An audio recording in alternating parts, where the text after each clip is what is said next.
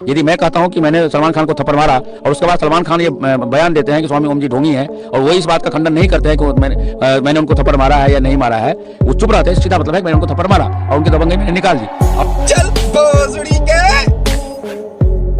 दोस्तों, हमारे देश की जनता किसी पर यकीन करे ना करे, लेकिन मौलवी और बाबाओं पर पूरी श्रद्धा से यकीन करती है।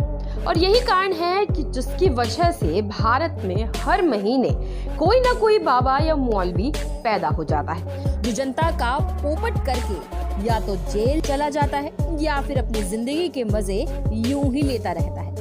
आज इस वीडियो में हम आपको कुछ ऐसे ही मौलवी और बाबाओं के बारे में बताने वाले हैं जिनकी उम्र तो बिस्तर पर लेटने वाली हो रखी है, लेकिन अभी भी वो बिस्तर तोड़ने और पैसा कमाने पर लगे पड़े हैं। लेकिन वीडियो स्टार्ट करने से पहले हमारी आपसे रिक्वेस्ट है कि इस चैनल को फटाफट से सब्सक्राइब कर लीजिए।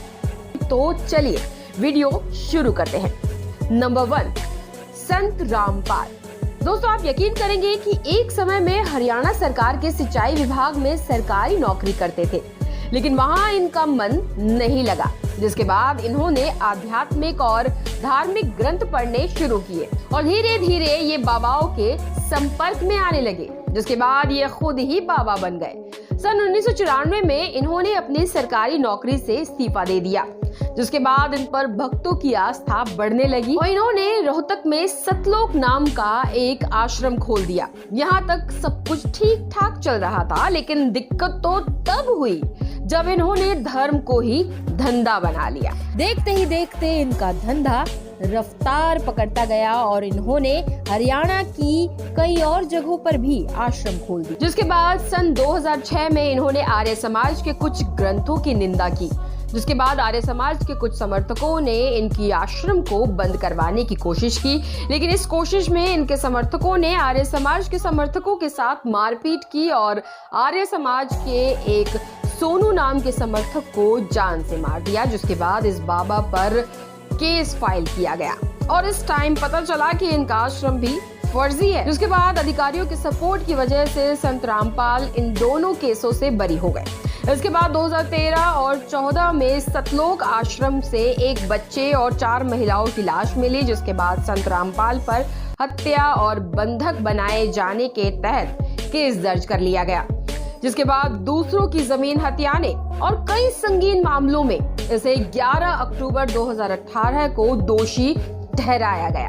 तब से आज तक ये जेल की हवा खा रहे हैं, क्योंकि इनके अपराधों के लिए भारतीय कानून ने उन्हें उम्र कैद की सजा सुनाई है। क्या आप यकीन करोगे कि इनके आश्रम से जेल तक पहुंचाने में सरकार के 60 करोड़ रुपए खर्च हो गए थे। फिलहाल ये अपनी सजा को माफ करवाने के लिए खूब हाथ पांव मार रहे हैं।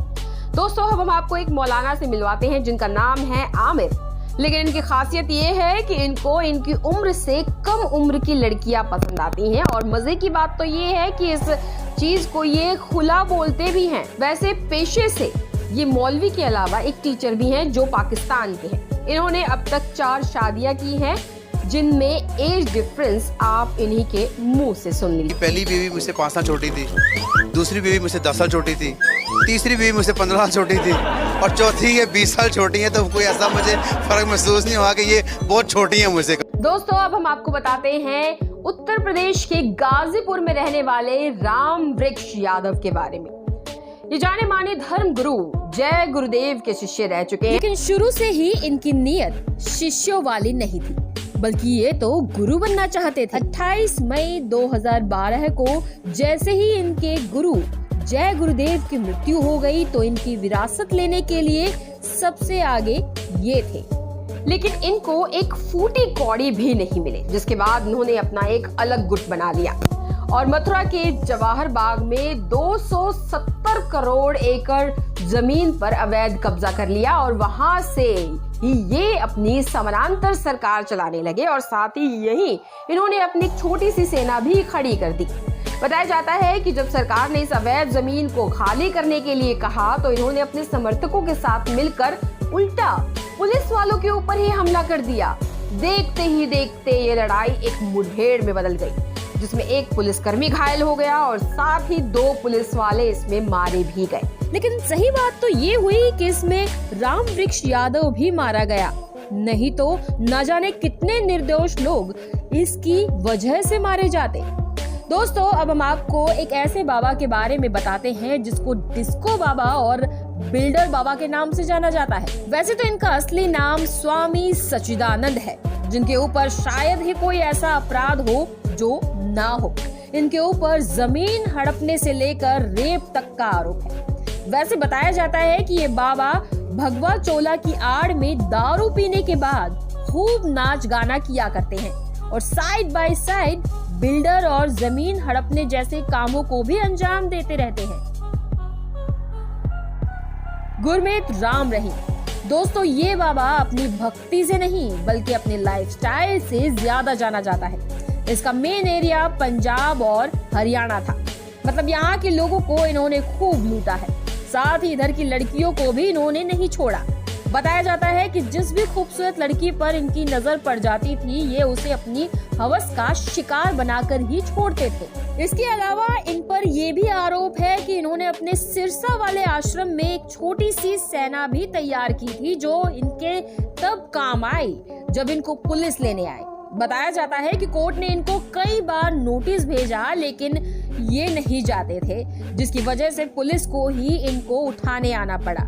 जिसके बाद इनके भारी समर्थकों ने पुलिस पर ही जवाबी कार्रवाई कर दी। इसमें इनके समर्थक कम और इनकी पर्सनल सेना के लोग ज्यादा थे, जिसके बाद पुलिस को इन्हें एक पर्सनल हेलीकॉप्टर में ले जाना पड़ा।